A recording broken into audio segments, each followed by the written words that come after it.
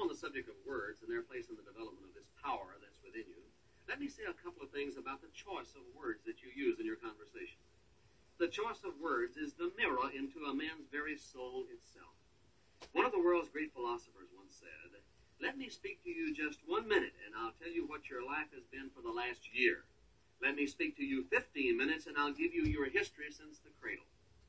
Here's a thought that I think is worth remembering, and these are words that are not mine. They belong to the president of one of the nation's largest insurance companies, and he says this: "First, give me a man that mumbles his words, and I'll show you an unstable and inconsistent human." How about you? Do you mumble when you talk? Second, he says, "Give me a man that shortcuts his conversations with uh-huhs and yeps and nopes and uh-uhs, and I'll show you a man that will be poor in details and inconclusive in reporting his activity." Third of all, give me a man that uses vulgarity before women, and I'll give you a man that will have family trouble at home.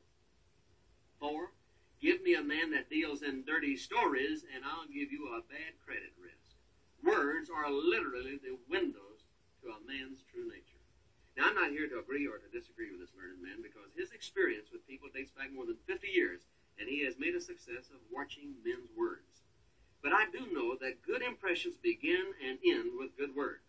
I wonder every day how many millions of dollars will be lost by salesmen simply because their choice of words will kill their effectiveness. Weigh your answers to questions and speak with determined thoughtfulness. Stay clear of statements that tend to over-exaggerate the facts of your product or service. Speak to the intelligence of the listener, not over his head or beneath his dignity. And when you make a promise, plan to keep it. Make claims sparingly and always with provable proof. Keep your conversation away from race, creed, religion, and sex, and whether you believe it or not, there will be plenty of words left over to make a good, sensible, and acceptable conversation. Poor words usage is a costly habit to create. Now, if you're making notes on the thoughts that we're sharing with you on the subject of increasing the power within you, write down the words "have enthusiasm for living" to illustrate the letter E in the word power. On a rather gray and dismal morning, I'm sure a morning like I had never seen before in Syracuse, New York, I heard a speaker say, "When you wake up, get up. And when you get up, wake up." And you know, I looked out the window into the miserable weather that morning and wondered how any fool could expect anybody to hit the ground running on a day like that. And you know, I missed his point completely. He wasn't talking about exaggerated physical agitation. He meant that success came first to the mentally alert, people that did some thinking while everyone else was asleep. A fast start is the very key to a better day, he told me, and I later showed that I believed it. How many people have you seen that came to work this very day and left their minds asleep back in the bed at home? These people accomplished only the first half of the equation. They got up, but they're a long ways from waking up, and as a result, the greatest part of the most important hours of the day become a total loss to them. You know, I'll never forget, Jim, an experience that we had at a breakfast meeting in the Park Plaza Hotel in St. Louis a few months ago.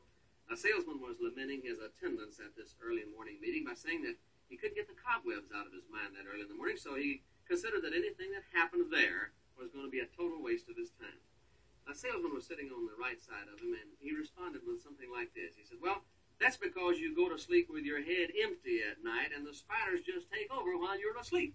Well, you know, we all laugh good-naturedly, but in later reflective thinking, I remembered that statement, and I couldn't help complimenting the second salesman for the wisdom of his thought. In order to get ahead of your competition and ahead in your life, you must make plans for a fast start the next morning before you go to bed the night before. Before you close your mind, fill it with early morning plans on the job. Why depend on a foggy mind and a mouth filled with the taste of a motorman's glove to get you off to a fast start the next morning?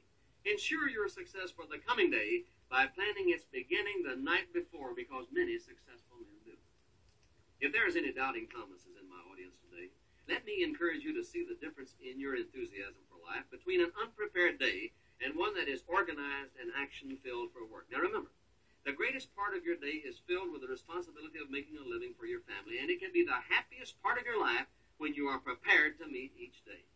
Can you remember how you hated to take a test in arithmetic when you were in school and were not ready for the test? And what a breeze it was when you had confidence of your ability because you knew the answers before you got there, you were prepared and ready? Well, the same thing works with life. Have the answers before you take the test, and your life will double itself in joy and wake up, get up. But more importantly, when you get up, wake up. It will increase the power within you.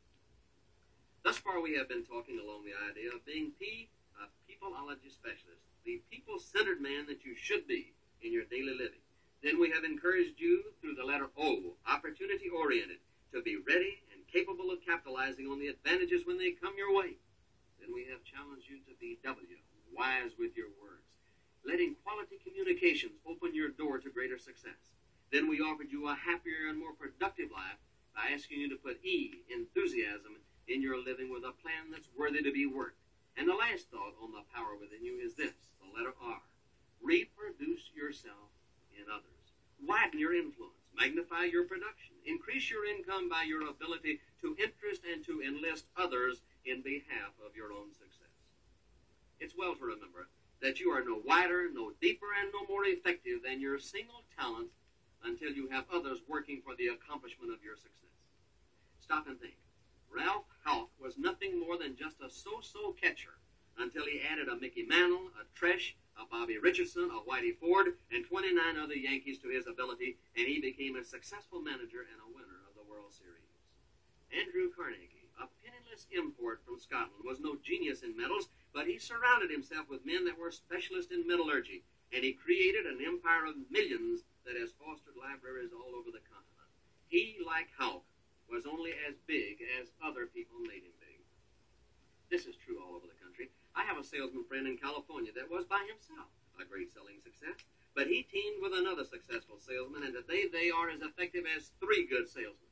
And in the first 6 months of this year, they have shared more than $25,000 in commissions, and they are shooting for $60,000 in commission before the year ends.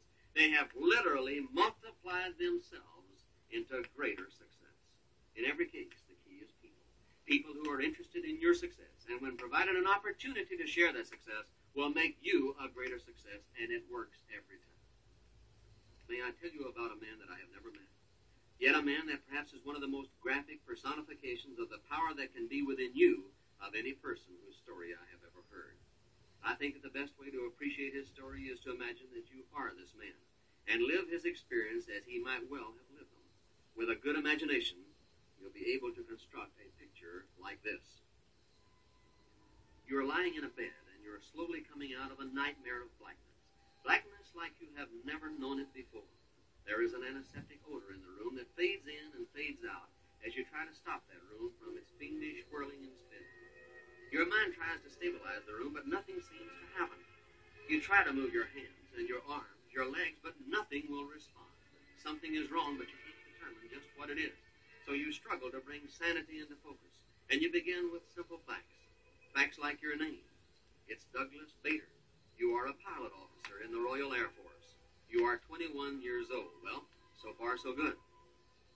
You remember a grease-smeared calendar on the flat shack wall, and it read December the 14th, 1931. You were at the controls of your Bristol Bulldog fighter doing a slow roll at treetop level, but you don't see the tree limb that catches your wingtip, but you do feel the jar just before you pivot into oblivion. No more images, no more words, just darkness and the antiseptic odor and the pain. Pain like you have never known it before. The sheets on your bed are flat because both of your legs are gone, and what's left of your body is held together by bandages and hundreds upon hundreds of stitches. The flame of your life is flickering low, and you know it. You hear a distant rumble of voices growing fainter as consciousness begins to slip away from you. Then one voice comes through all of the weird distortions of the world of the half-dead. The voice is that of an army nurse speaking with quiet authority, requesting silence, and you hear her say, "There's a young Air Force pilot dying in there." She means you, Bader. You've heard the verdict, Bader. Your time has come. You know, they say that a lifetime will pass in review in moments when death is near, and your mind races with images of the living, not of the dying. Of flying, not being carried out by the faithful pallbearers, and your body begins to tense. Your heart begins to pound, and every aching muscle in your butchered body begins to rebel. And between your sutured lips come 5 words that will be your creed for life. Me die, I will not die. The Chinese philosopher Lao Tse said that the journey of 1,000 miles begins with one step, and Doug Bader had just taken that step. A Of course, when he found out that he had no legs, he should have had sense enough to realize that even if he lived, he could never fly again. But this was a fact that he was not ready to admit or to accept. So he pulled through the critical stage and should have been content to take things easy for the rest of his life. After all, he had 100% disability pension with the RAF. But this guy didn't want to stay a basket case all of his life, so he had a pair of artificial legs fitted. At this point, he should have settled for just hobbling along on crutches or using a walking stick for support. But you know what he did? He became the first man in history to learn to walk on artificial legs without the aid of anything but his own balance. Now, of course, he fell all over the place in the process, but even that didn't dim his determination. He finally made the grade. Walking should have been enough, but no, he had to learn to drive a car again. Then he took up golf and tennis and squash. He went to work in a big office, later got married, and to top it all, Bader drew from a wellspring of power that even he didn't know that he had, and believe it or not, he began to fly again. By rights, this should have ended the Bader story. But there's much more to be learned from this man that may make your life a living challenge. Along came World War II, and the RAF doctors were turning down pilot candidates by the score for the usual reasons. Their teeth didn't mesh, they didn't like girls, their nerve reflexes were just a little slow, and so forth and so on. And then one day at a recruiting station in London, England, Bader came clomping down that line on his steel legs and tried to sign up as a fighter pilot. Naturally, they booted him right out of the building. He should have chalked it up as a lost cause. Most of us would have. But he went back and he got booted out again.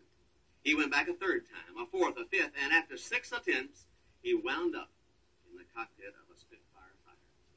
By rights, he should have been a complete flop as a fighter pilot in combat because, after all, he was just half a man and half a robot. And at the age of 30, he was an old man in this field where lightning reflexes are at a premium. The competition was tough, and it was rough, and they used every dirty trick in the book. Bader should have known that he couldn't mess with the Messerschmitts without getting swatted like a fly on a screen. But you know, during that year, Bader laced into the Luftwaffe like Elliot Ness, and like Ness, he was untouchable. I'm told that in that year, he battered down more than 20 of Hitler's elite pilots, advanced 3 ranks, went from the command of a plane to an entire air group of 60 planes. And his magnetism moved the brass hats of the British Air Ministry to adopt a whole new set of fighter plane tactics that he had developed, and he has a chest full of medals to prove it. Finally, he was shot down in combat, but he couldn't even chalk that up as being a good, clean failure, Jim. He was flying alone over occupied France one day when he spotted a covey of 6 Messerschmitts, and he went in swinging. He had down 2 of them when one of the remaining 4 flew right into his Spitfire and took away some vital parts, including the entire tail assembly. Bader hit the ejection lever, but one of those steel legs of his was snagged in the wreckage, so he just kind of halfway hung in and out of the cockpit, waiting for the sunlit fields of France to rise up and end the Bader story. But luckily for Bader, the man that had made those leg straps wasn't a very successful craftsman. The strap broke under the strain, and Bader fell clear and opened his parachute and floated down into the arms of the waiting German troops. The Germans put him in a POW camp, naturally, but they treated him well, even letting, incidentally, his buddies drop him a replacement leg on a scheduled flight that was uncontested by the Luftwaffe as a salute to a courageous enemy. He was kept a prisoner for the remaining 3.5 years of the war, and eventually winding up in a maximum security prison for incorrigibles because he had pulled off 4 spectacular escapes. After the war, Bader returned to England and received another promotion, but he resigned his commission to take a job in the oil industry, a job in which he is an outstanding business success today. Yes, sir, I'd like to shake the hand of Douglas Bader and, in a small degree, share the life of a man that refused to die and found a place in the world that is reserved for men that find a power within and then live to make his promises come true, and it could very well happen to you. Douglas Bader learned early in life that the secret to greater power within was to lose yourself in total commitment to the challenge that faced you, regardless of the odds, and to draw deeply from the reservoir of power that far surpasses our ability to appreciate it and understand it in our lives. Bader lived his power to the fullest, and history remembers him as a man that overcame staggering odds and lived to give the world a reason for living an uncompromising life. Why should you buy a life of compromise, of privation, and of nominal success when the power to really live is lying dormant within you, just waiting to be brought into action to change your life? In traveling all over the Western world, working with men like you and me, I I have a quotation that I like to use because it holds the secret for success in lives for all of those that listen to its words and live accordingly. And here is that statement. If you will give me a man that is lost in his work, I mean totally lost in his challenge, then I will give you a man that has found his future and all of the power that's within him. Thank you very much.